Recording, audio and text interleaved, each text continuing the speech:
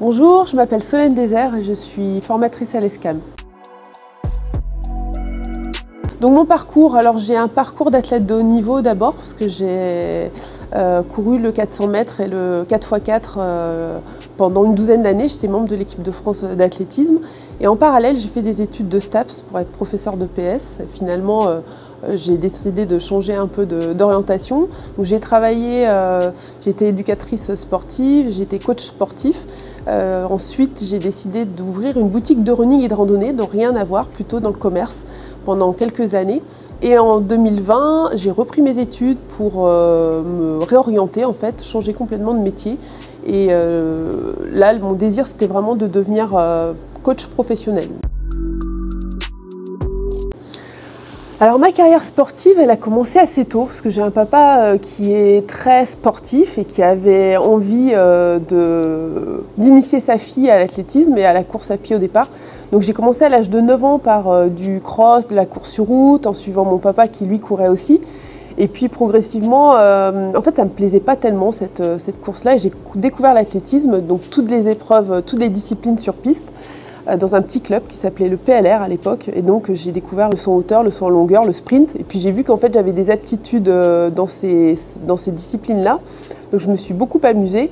Et puis au bout d'un moment, j'ai gagné mes premières médailles, j'ai adoré gagner des médailles, donc j'ai voulu en avoir d'autres. Et naturellement et facilement au départ, ça s'est passé comme ça.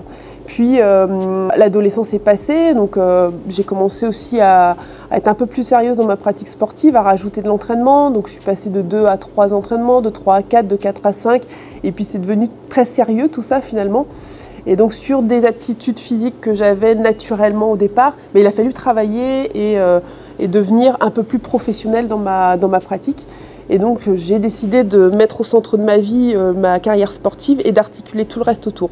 Donc mon environnement familial, mes études, voilà, avec un objectif au milieu, c'était de rentrer en équipe de France d'athlétisme chez les grands un jour. Voilà, donc c'est comme ça que ça s'est passé. De 16 à 18 ans, j'étais en équipe de France jeune. Et de l'équipe de France jeune, je suis devenue vice-championne d'Europe une année sur 400 mètres. Et c'est ça qui a ouvert les portes à l'équipe de France A, en fait, la grande équipe. Et donc je suis rentrée dans cette équipe en 2002. À l'occasion des championnats d'Europe en Allemagne. Et là, ma carrière a débuté. J'ai porté le maillot de l'équipe de France, j'ai concouru avec les athlètes que je voyais à la télé. Enfin, pour moi, c'était extraordinaire. Et c'est là que commence la carrière sportive. Et puis, de fil en aiguille, j'ai gagné plusieurs titres. Et puis, j'ai commencé à rêver des Jeux Olympiques. Je me suis dit que ça serait peut-être possible. Donc, j'ai tout organisé dans ma vie pour essayer d'atteindre cet objectif-là. En 2004, je les loupe de quelques centièmes, donc grosse déception, difficile à accepter parce que en fait les Jeux c'est que tous les 4 ans, donc il a fallu encaisser d'abord ce qu'on aurait pu appeler un échec, on va dire, et très vite je me suis remise en piste et puis j'ai eu 4 ans pour préparer les Jeux de Pékin 2008, ce que j'ai fait, j'y étais aussi et c'était l'apogée de ma carrière, donc après ça. L'année d'après, je continue encore à faire des résultats et puis progressivement, j'avais plus trop de motivation, plus de sens à faire ça. Donc petit à petit, j'ai arrêté ma carrière en 2010, donc 2 ans après les Jeux Olympiques. Pour que je puisse parler de ça, il faut que je vous raconte un petit peu rapidement l'histoire quand même qui se passe un peu en amont de ça. C'est qu'à la suite de ma fin de carrière, une fin de carrière c'est difficile en fait parce que c'est un changement de vie total, c'est comme un deuil, c'est comme quelqu'un qui part à la retraite, donc c'est pas évident en fait d'avoir vécu dans une atmosphère particulière, parce que c'est le sport de haut niveau, c'est un cocon, c'est des voyages, c'est de l'entraînement au quotidien. Quand tout s'arrête, des fois on se demande après qui on est aussi. Moi j'ai été Solène l'athlète pendant très longtemps, et puis après quand il ne reste plus que Solène, je ne savais pas trop quoi faire. Très vite il a fallu quand même que je me mette le pied à l'étrier et que je me mette à travailler aussi. Donc j'ai essayé plein de choses. J'ai été, je vous ai dit tout à l'heure, commerçante, prépa physique, toujours l'idée d'être plutôt dans le milieu un peu du sport, mais finalement je m'apercevais qu'à chaque fois, je n'utilisais pas toutes les compétences que j'avais, tout ce que j'avais compris et appris de ma carrière sportive. Et ça a commencé à cheminer dans ma tête et je me suis dit, il faut absolument que j'en fasse quelque chose.